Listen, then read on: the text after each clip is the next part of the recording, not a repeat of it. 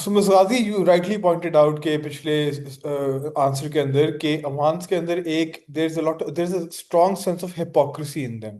और जहां वो इस्लाम को हमेशा इट्स ऑलवेज बीन उनका नहीं होता, एक प्ले कार्ड है, एक लोर है उनका और बेट है कि वो रीजनल मुस्लिम ममालिक है, they come to their aid, they provide them with money, foreign aids, political support, military support in times of need.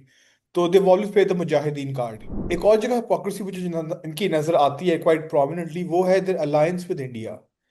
Time and again and funnily enough कि Afghanistan is the only country जो इतना strongly allied है with non Muslim countries, और not just non Muslim countries, aggressors towards Muslims.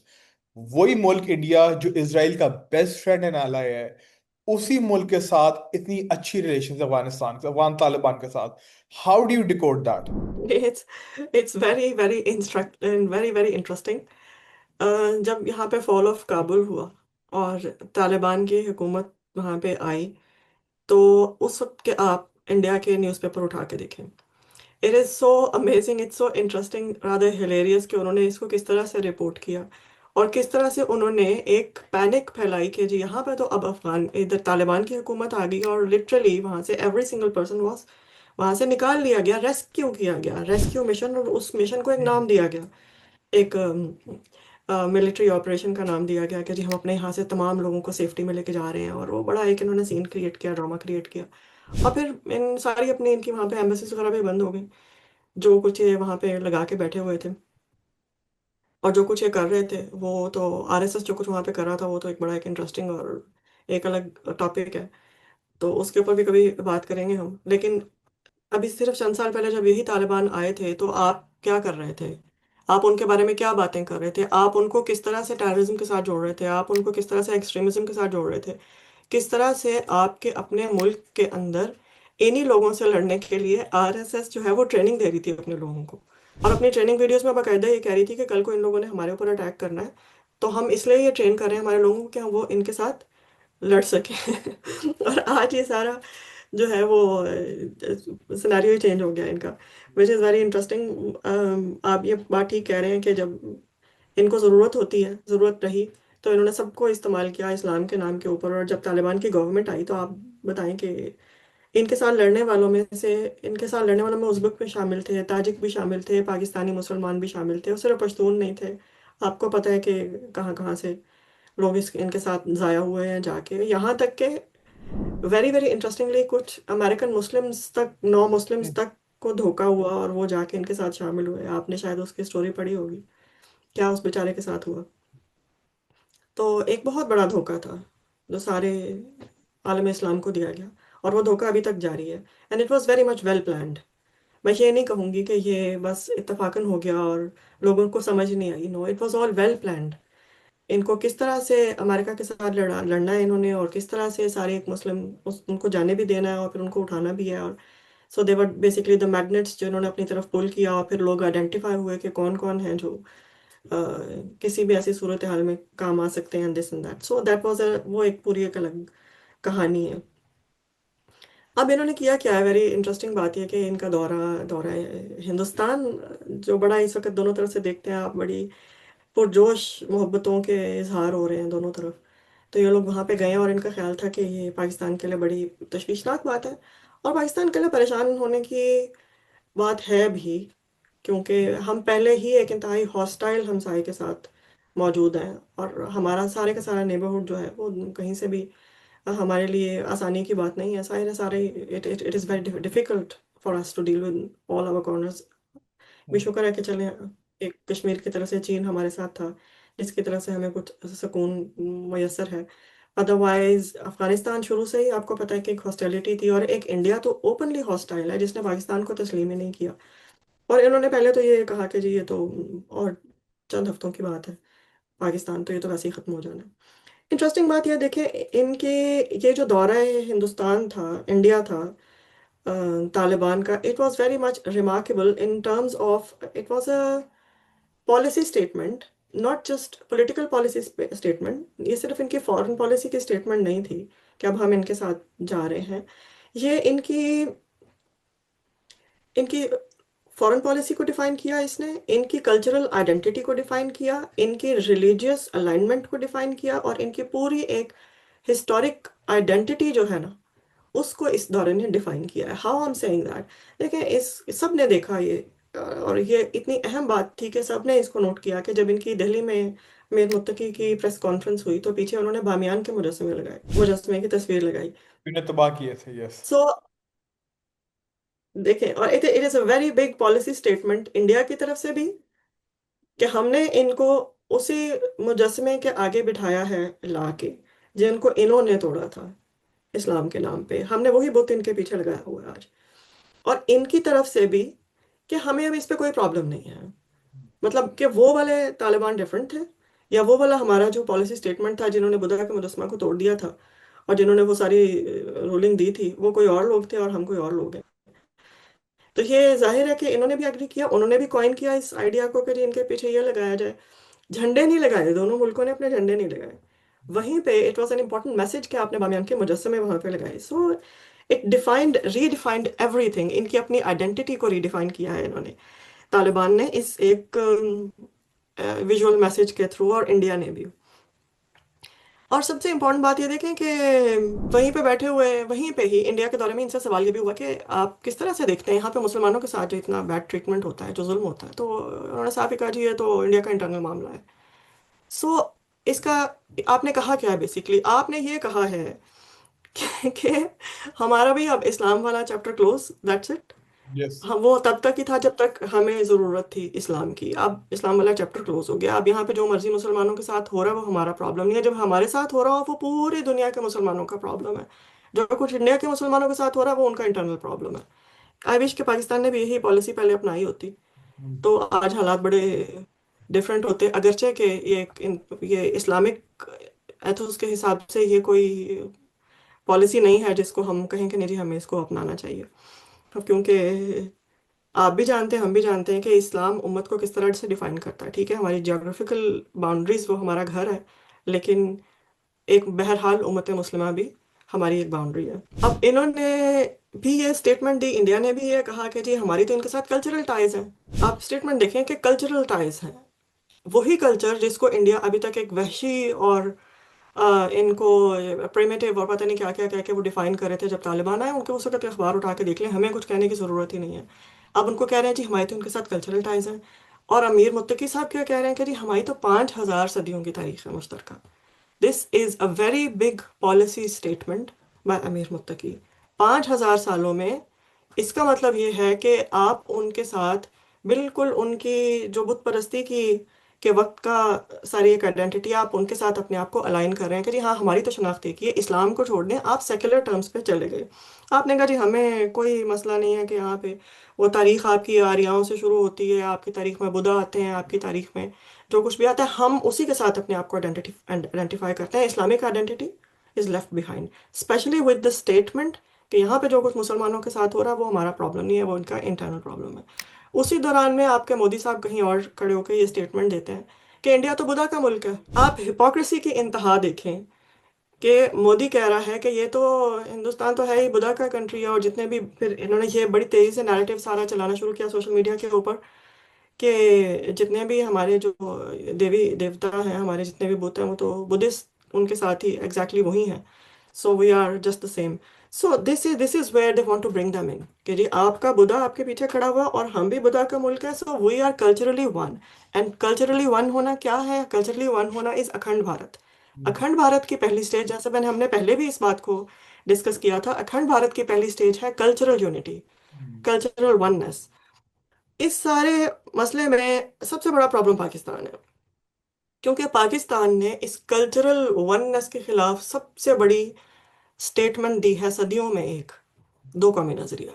नहीं जी कोई cultural oneness नहीं, हम और आप अलग अलग हैं। वंस वी एक्सेप्ट इस्लाम, हम बेशक सदियों से आपके वो वैदिक रिलीजन से ताल्लुक रखते हो, वंस वी एक्सेप्ट इस्लाम हमारा और आपका कल्चर अलग अलग हो गया। इस सारे में, अखंड भारत के सारे ड्रीम में, पाकिस्तान इज द कंट्री जो बना ही इस बुनियाद के ऊपर कि हम कल्चरली हम आप जैसे नहीं हैं।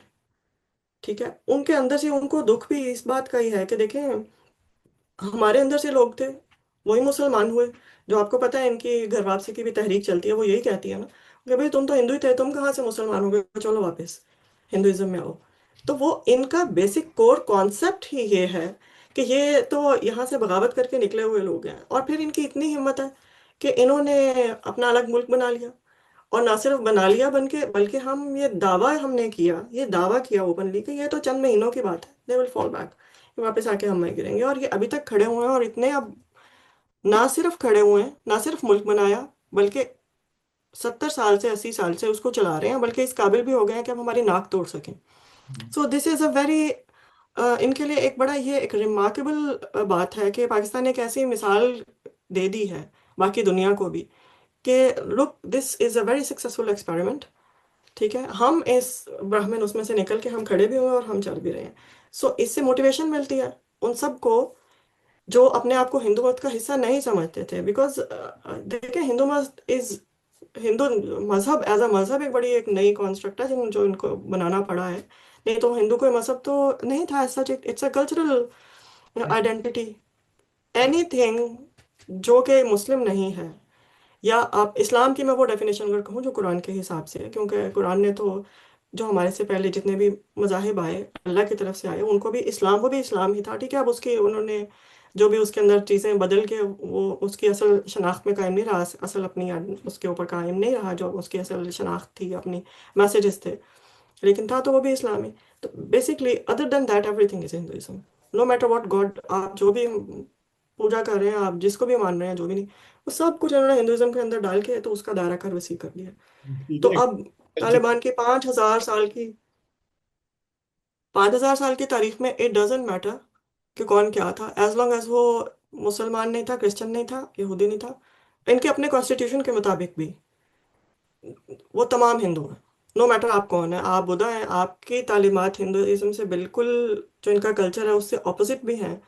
अगर आप देखें, इंडिया की ऐसी बेल्ट भी है जिसमें गाय खाना हराम है, और ऐसी बेल्ट भी है जो गाय खाते हैं, लेकिन वो सब तमाम हिंदुइज्म के फोल्ड के अंदर ले आए। मुसलमानों का तो मसला नहीं है ना, हम तो 1400 साल से एक हुकूमत है, हमारा एक कॉन्सेप्ट है, हम तो एक कौम है। मसला इंडिया के लिए था कि कौम कैसे बनाया जाए, इंडिया को अब एक कौम कैसे बनाया जाए, क्योंकि ये तो सब डाइवर्स है।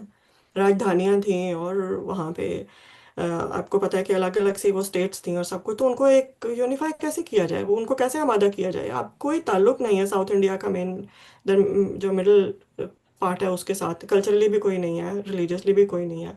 फिर आपकी जो नॉर्थ की स्टेट्स हैं, नॉर्थ ईस्ट की स्टेट्स हैं, जो आपकी सेवन सिस्टर्स हैं, उनका आपके साथ कोई लिंक बनता ही नहीं है, तो किस तरह आमादा किया जाए।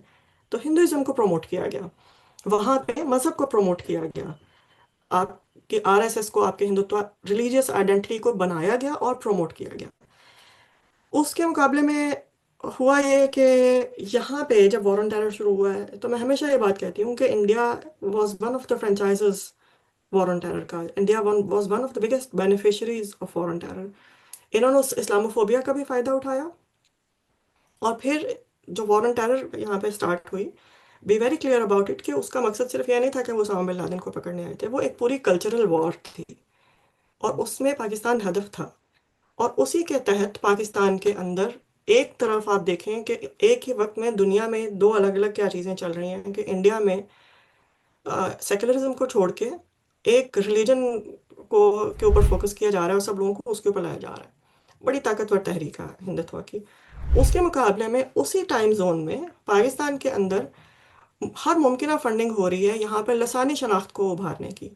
आप पश्तून है, आपको एक अलग रीजन दे दी गई कि पाकिस्तान से तुमने इसलिए नाराज अलग होना है। आप बलोच हैं, आपको अपनी आइडेंटिटी की, मतलब हर तरह से फंडिंग, बाकायदा फंडिंग की गई पाकिस्तान में एक कल्चरल डिवाइड खड़ी करने की, विच वाज, इसकी फंडिंग के ऊपर भी कई बात, आप अगर मेरी डॉक्यूमेंट्री देखें सरहद द बाउंड्री लाइन, तो उसके ऊपर ये सारे कॉन्सेप्ट के ऊपर बड़ी डिटेल से बात हुई। सिंध में सूफीज़्म को, कभी सेकुलर सूफीज़्म को प्रमोट किया गया, बाकायदा उसकी फंडिंग आई। पाकिस्तान में सूफी प्रोग्राम्स के ऊपर किस तरह से अमेरिका से फंडिंग आती थी, वो भी क्यों आ रही थी भाई, क्यों, there must be some reason क्यों आ रही थी, देयर इज अ क्वेश्चन। और फिर सिंध के अंदर भी इन्होंने फोर्स मैरिजेस वगैरह का भी इन्होंने बहुत बड़ा एक शुरू किया, उसको बहुत ज़्यादा प्रमोट करना शुरू किया। सो हर जगह को, यहाँ तक कि हमने कभी पंजाब में नहीं ये देखा था कि पंजाब में भी कोई इस तरह की लसानी शनाख्त के ऊपर कोई खड़ा हो गया, लेकिन पंजाब में भी इमरान खान के दौर में लाहौर म्यूजियम के बाहर रंजीत सिंह का मुजस्समा लगा दिया गया, which was a remarkable U turn in your identity, के आप या तो सैयद अहमद शाह के साथ खड़े हो सकते हैं, सर सैयद अहमद शाह जो हमारे वहाँ पे जिनका इनके साथ मुकाबला हुआ था, तो या आप रंजीत सिंह के साथ खड़े हो सकते हैं। तो आपने अपनी आइडेंटिटी ही, आपने दो कौमी नजरिया को ही पीछे करके अपने आप को रीडिफाइन करना शुरू कर दिया। और इसमें ये देखिए, मैंने अभी आपको इमरान खान के टाइम की मिसाल दी है, तो ये एक बहुत बड़ा प्लान था कि एक ही टाइम पे तालिबान को कुफार के खिलाफ जिहाद का इस्तारा बना के पेश किया गया। और उस टाइम में यहाँ से इमरान खान की तरफ से एक सपोर्ट उनको मिली, और इमरान खान और तालिबान इन सब का एक ग्लोबल इमेज बनाया गया कि these are the people who are standing against कुफार के खिलाफ खड़े होने का। और अभी भी आप देखें कि ये यही वाला वो सारा कुछ अभी भी, वही सारी माइंडसेट अभी भी ऐसे ही चल रहा है। और फिर वो तो इमरान खान को जिस तरह से इन्होंने किया था, लॉन्चिंग हुई और फिर उसके साथ इस्लामिक टैग को अटैच किया गया, उसकी पॉपुलैरिटी तो बाकी पाकिस्तान में भी थी, पंजाब में भी बहुत थी, लेकिन गवर्नमेंट देने के लिए उसको केपीके में गवर्नमेंट मिली। और गवर्नमेंट आने से पहले ये बात इनके लोग टीवी चैनल्स पे बैठ के कहते थे कि केपीके तो कोई मसला ही नहीं है, केपीके में तो हमारी ही गवर्नमेंट आएगी। अभी कभी इनको म्यूनसिपैलिटी की भी गवर्नमेंट नहीं तब तक मिली थी।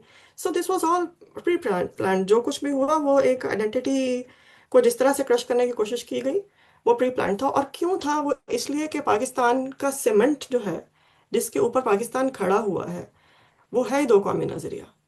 वो हमारी एक अलग कल्चरल आइडेंटिटी है, और वो है इस्लाम। हम अपनी बाकी तमाम चीज़ों को सेलिब्रेट करते हैं, पंजाब का, बलूचिस्तान का, सिंध का अपना अपना कल्चर के साथ we celebrate it, but we are stuck together through Islam. जब आप इस आइडेंटिटी को तोड़ देंगे, इस सीमेंट को तोड़ देंगे, तो जाहिर है कि पाकिस्तान कोलैप्स करेगा ऑब्वियसली। तो पाकिस्तान को अंदर से इम्प्लोड करने की ये एक अटेम्प्ट थी। और इसके ऊपर एक, देखें, बहुत इसके ऊपर एक बड़ी क्वेश्चन की बात है कि जितनी फंडिंग यहाँ पे आई इस काम के लिए, उसके ऊपर कोई क्वेश्चन ही नहीं किया गया। अभी भी आप ये बात देखें कि आपके बीएलए और आपके टीटीपी और फिर आपके सिंध के कौम परस्त, और फिर अब ऑन टॉप ऑफ दैट आपके जो इंडियन फंडेड, जो कश्मीर में जो एक फितना नया जो क्रिएट जिन्होंने करने की कोशिश की है, ये सब लोग इंटरकनेक्टेड हैं। और ये लोग बिल्कुल कल्चरली और आइडियोलॉजिकली बिल्कुल सेपरेट है। आप बताइए कि टीटीपी का सिंधी कौम परस्ती के साथ क्या ताल्लुक है? But you will be really surprised कि ये किस तरह से इंटरकनेक्टेड है। अभी चंद दिन पहले, पिछले हफ्ते लंदन में एक कॉन्फ्रेंस हुई दरियाई सिंध बचाओ के नाम पे। दरियाई सिंध बचाओ, सेव इंडस रिवर और सेव इंडस रिवर सिविलाइजेशन। और उसमें तकरीर करने के लिए बलोच कौम परस्त आए हुए थे। This is something remarkable. भाई उनका मसला अलग है, बलोच तो खड़े ही इस बात के ऊपर होते हैं जी हमें हकूक नहीं मिले, जिस तरह शेख मुजीबुर रहमान ने ये सारा शुरू किया था जी हकूक नहीं मिले, हालांकि सब कुछ पाकिस्तान ही कर रहा था, लेकिन हकूक नहीं मिले तो उस बात पे प्रोवोक किया गया था। सिंधी कौम परस्तों ने किस तरह से बलोचों को भी इकट्ठा किया, वहाँ पे हिंदूज की भी बात हुई, और वहाँ पे जिस तहजीब की बात हुई वो हिंदू तहजीब की बात हुई, बिकॉज जी वो तो कहते ही हैं कि जी वो आपकी जो डांसिंग गर्ल निकल आई थी, basically you know about, she was the icon of Hinduism. तो वो हमारा सारा बेसिकली हम एक ही है, इस पॉइंट के ऊपर आके कनेक्ट करते हैं। अब इंटरेस्टिंग बात यह है कि इनके साथ वो लोग आके खड़े हो गए हैं जो कहते हैं कि जी पाकिस्तानी कौम और पाकिस्तानी फौज ये तो काफिर हैं। अभी इनके मुल्ला ज़ईफ ने कहा है, अभी चंद दिन पहले ये जब इंडिया गए हुए थे तो इनके उसने उसी ने एग्जैक्टली ही सेड इट, इनके one of his their representative said it कि जी ये तो आप इनको तो मुसलमान ना कहें। तो अब ये वो लोग हैं जिनको जो आपस में सपोर्ट भी कर रहे हैं। आप, और आप अपना फिर उसके साथ अपना शनाख्ती हवाला दे रहे हैं 5,000 साल का, और आप फिर मुजस्मे के आगे बैठ के अपनी प्रेस कॉन्फ्रेंस कर रहे हैं। So this is all coming together. इसमें पाकिस्तान के लिए तो एक बात है सोचने की, लेकिन इसमें सबसे बड़ा क्वेश्चन अफगानिस्तान के मुसलमानों के लिए है कि आप ये देख रहे हैं, या अगर आप ये नहीं समझ पा रहे तो इस बात को अच्छी तरह से समझ लें कि तालिबान आपकी इस्लामी शनाख्त को इंडिया के हाथों में बेच आए हैं। ठीक है, वो वहां से 3 अरब पकड़ के इस बारे में कि जी हम यहाँ पे पाकिस्तान के साथ वही आबी दहशत गर्दी करेंगे जो आप कर रहे हैं, हम भी यहाँ पे डैम वैम बना के पाकिस्तान का पानी रोक लेंगे जिस तरह आप रोक रहे हैं। तो बेसिकली उन्होंने एक तरह से उनके साथ अपनी तरफ से उन्होंने एंटी पाकिस्तान उसके ऊपर आके अलायंस किया। लेकिन आपको ये पता ही नहीं है कि इंडिया आपके साथ क्या कर गया है। इनको ये बड़ी देर में समझ आएगी, इनको अभी नहीं समझ आएगी। बहुत सारे लोग इसी तरह, एक हिस्ट्री है ऑफ थाउजेंड्स ऑफ ईयर्स के, बड़ी देर से लोगों को समझ आएगी इनके साथ यहाँ पे हुआ क्या है। अभी तो आपको ये लग रहा है कि अमेरिका भी आपको $50,000 से ज़्यादा महाना दे रहा है, तो शायद आपकी हमदर्दी में दे रहा है तालिबान को। जाहिर है अमेरिका ही फंड कर रहा है, और इनकी कहाँ से इकोनॉमी चल रही है, ड्रग इकोनॉमी है जो चल रही है ड्रग्स के ऊपर, या अमेरिका इनको दे रहा है। अब इन्होंने न्यायिक फंड, पहले भी इंडिया टीटीपी की फंडिंग कर ही रहा था, we all know that very well, और अब इन्होंने ज़रा सा ज़्यादा उसका कर लिया। और आपने अजीत दोवल का वो देखा होगा इंटरव्यू, जिसमें उसने ये बात कही कि जी जितने मांग रहे हैं पैसे हम उससे ज़्यादा इनको देंगे, और हम इनको इस्तेमाल करेंगे देवबंद के थ्रू। उनकी दिस बात। Is exactly what happened. You sat in front of Buddha's मुजस्मा, यू सेड हमारा कोई ताल्लुक नहीं इंडियन मुसलमानों के साथ, जो कुछ भी हो रहा है इंटरनल प्रॉब्लम है। ठीक है, हमारी 5,000 साल मुश्तरका तारीख है, हमारा कल्चरल हमारी एफिनिटी है, और फिर आप सीधे लैंड करते हैं देवबंद के मदरसे में, जिनका अपना बहुत ज्यादा क्वेश्चनेबल है जो कुछ वो बयानात देते हैं। So this is what is happening, this is something for basically Afghan Muslims as well, कि वो ये सोचें कि उन्होंने ये क्या किया। और ये हमारे लिए भी बड़े सोचने की बात है कि हमने क्या किया। हमने इतनी बड़ी एक मिथ क्रिएट कर दी फ्रॉम नोवेयर कि इनकी जंग को, ये एक इनकी इनकी इंटरनल मामला था, इनका इंटरनल जंग था, हमने उसको इस्लामी जंग बना के पेश कर दिया। हमने अपनी तरफ भी, उधर भी, जो रशिया के टाइम से भी हमने अपना एक शुरू किया। ठीक है, हमें पूरा राइट था कि हम अपने बॉर्डर्स की हिफाजत करते हैं, अगर दूसरी कंट्री में भी जाके हमें करना पड़ता है, वो एक अलग बहस है कि वो ठीक था या नहीं ठीक था। लेकिन हमने ये जो इनको हमने एक बहुत बड़ा मिथ क्रिएट कर दिया ना, इनकी graveyard of empires and this and that, सारी हमारी अपनी क्रिएट की हुई है। बहुत वो लोग। हमने अपने साथ बड़ी ये गलती कर ली। और खास तौर पे मुशर्रफ के दौर में जो ड्यूअल पॉलिसी रखी, वो भी बहुत ही ज्यादा उसके ऊपर क्वेश्चन हैं, बहुत बड़ी हमारी गलती थी। खैर, हमारी गलतियों के ऊपर तो बात होती रहती है। इस वक्त सबसे अहम मैसेज, लास्ट बात मैं ये कहूंगी अफगान मुसलमानों के लिए है कि इनको इस्लाम ने पनाह दी हुई है। जो पाकिस्तान का बॉर्डर खड़ा हुआ है ना, जो हम पाकिस्तान के अंदर मौजूद है, हमें भी इस्लाम ने पनाह दी हुई है। ये हमारे कलमे की ही कोई हमारी हिफाजती बॉर्डर, जो हमारे कलमे का ही बॉर्डर है, नहीं तो कहाँ पाकिस्तान जैसा मुल्क मुकाबला कर सकता था इनका। अभी ये जो अफगानिस्तान खड़ा हुआ है ना, ये भी इस्लाम ने ही इनको पनाह दी हुई है। वरना जो 5,000 साल की जिस तारीख की ये बात कर रहे हैं ना, और उस 5,000 की तारीख को उठा के सिर्फ ये इतना देख लें कि हिंदुओं ने बुद्धिस्ट के साथ किया क्या था वहाँ पे बुद्धिज्म खत्म कैसे हुआ, इंडिया में बुद्धिज्म कैसे खत्म हुआ, और किस तरह से इनके बुद्धों के ना सिर्फ इनकी इबादत गाहें जलाई गई, लोग जलाए गए, और किस तरह से उनके आइडेंटिटी खत्म करके आखिरकार इंडियन कॉन्स्टिट्यूशन में उनको हिंदुइज्म की एक ब्रांच करार दे दिया गया। और जितने भी बुद्धिज्म के मानने वाले थे वो इस बात के ऊपर खामोश होकर बैठ गए। सो this is a message for them कि आपने जाके अपनी इस्लामिक आइडेंटिटी बेच दी है इंडिया में। So you need to think about it, not just Pakistan. Miss Ghazi, that was very eye opening. और ये काफ़ी बातें आपने ऐसी की हैं जिसमें कोई पॉइंटर करता नहीं है। और people would love to hear more from you on this. और ये क्योंकि आजकल का ये जो आइडेंटिटी पॉलिटिक्स चल रहा है अफगानिस्तान के साथ खास तौर पे, we can not honestly tell कि वो हमारा एला तो है नहीं। But exactly what it wants, क्या उसका इंटेंशन है, how much comfortable it is being so close to India, वो काफ़ी पाकिस्तानियों को ना परप्लेक्स करता है। काफ़ी पाकिस्तानी अभी भी इस डिसेप्शन का शिकार हैं कि जस्ट बिकॉज अफगानिस्तान एक मुस्लिम मुल्क है तो हमारा ऑटोमेटिकली एला है, which is not the case. It is much deeper, the truth is much darker. Thank you once again, Ms. Ghazi, for joining us, और इंशाल्लाह नेक्स्ट टाइम हम इस टॉपिक को थोड़ा फर्दर डिस्कस करेंगे। Thank you.